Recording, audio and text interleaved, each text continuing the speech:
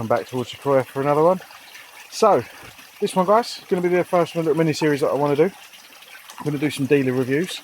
I want to try and do this a little bit differently though. This isn't a case of a YouTuber jumping in bed with a dealer to get favours.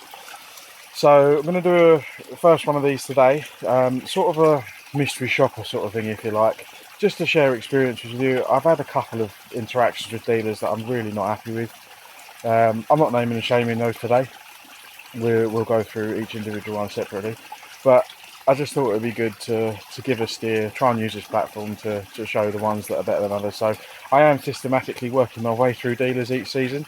I've got loads on my list, obviously money permitting.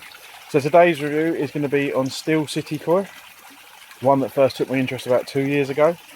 He's a young lad. He used to work, he did some work experience in Koi Wholesale, and he's gone off and set up on his own. So key part of this is, I don't know this lad personally, and very important is he did not know that I was a YouTuber when I placed my order, and it all came through. So let's get on with it. Let's have a look. I just want to talk about the fish that he sent me, the quality of them, value for money, packing, travel, all the rest of it. So without further ado, let's get on. So Steel City Koi, based in Rotherham. There's his site, so you can go and have a look if you want to.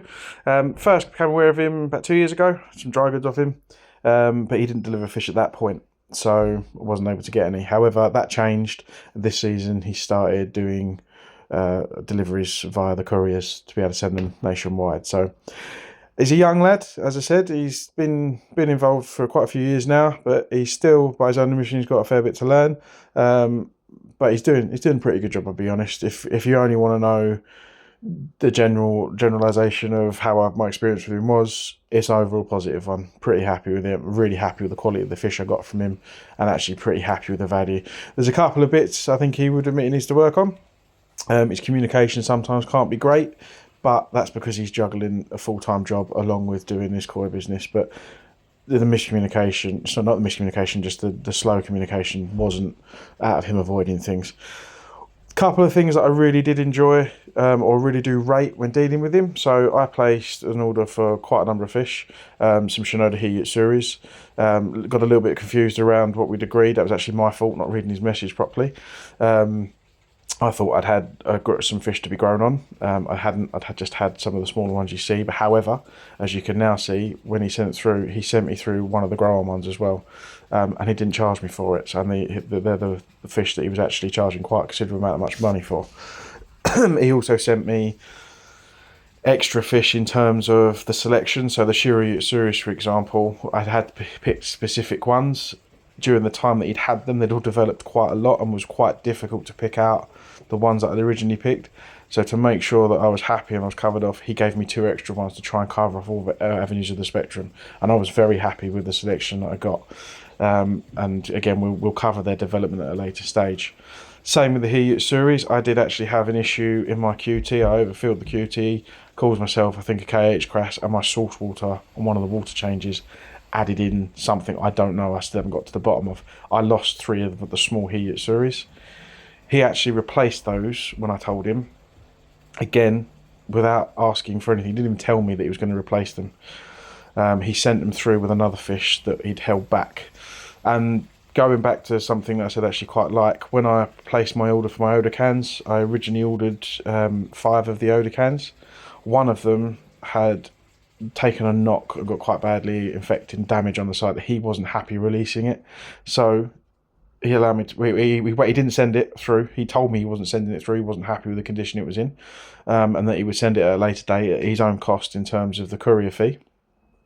It never got recovered to a point where he was happy to send it, so he just allowed me to reselect another one, and then he sent that through along with 3 placement Hiyutsuris for the ones that I'd lost, which again were no fault of his. There's an issue I had with salt water that I can't get to the bottom to. However, all fine now, and I'm on it. I'm just a little bit wary of water changes on high stocking. But yeah, really pleased with him. The quality of the Oda cans has given me access to a bloodline that I haven't had before. And that was my mandate with the Oda cans and the cost of them, etc.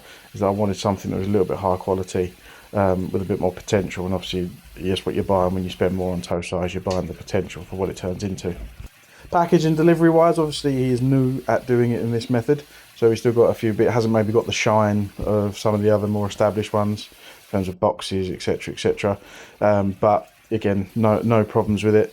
One of the packages didn't travel too well. It was a long journey, but again, all fish arrived alive and I was able to get them all up and running again, so no problems there. And again, he was very keen when I had the day delivered, checking in that it arrived all right, any issues, etc. So like I said, communication can be a bit slow sometimes, but is what it is. If he's running a full-time job alongside it, I've told him that it needs to be a little bit better, because some people will just not put up with that, and he acknowledges that, and it's something he's going to work on himself.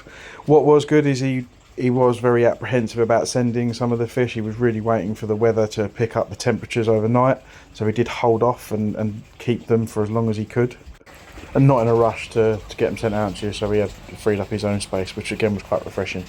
So yeah, like I said, in summary, really pleased with them. Good value. The fish all seemed really good quality. They came in, I've had no parasitical issues with these ones, didn't trigger anything.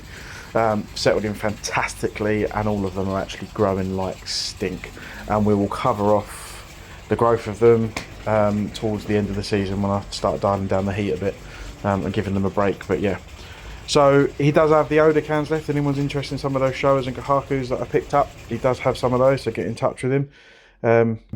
Really good quality for the money, and I think others would be selling them for a fair amount more than he has. So remember, at the end of the day, he still is a koi salesman. They all are. They've all got to make money from this. They've all got to make a living. So I'll be using him again. That's, as good as I can say. There's others I will not be touching with a barge pole again. And he will stay on my list of whatever it pops up in future. I will be having a look what he's got. He is going to make improvements next year. He's expanding his capacity and what he does. So yeah, as ever guys, I hope you found that useful. I hope you've enjoyed that. Please give us a like, please subscribe, and until next time.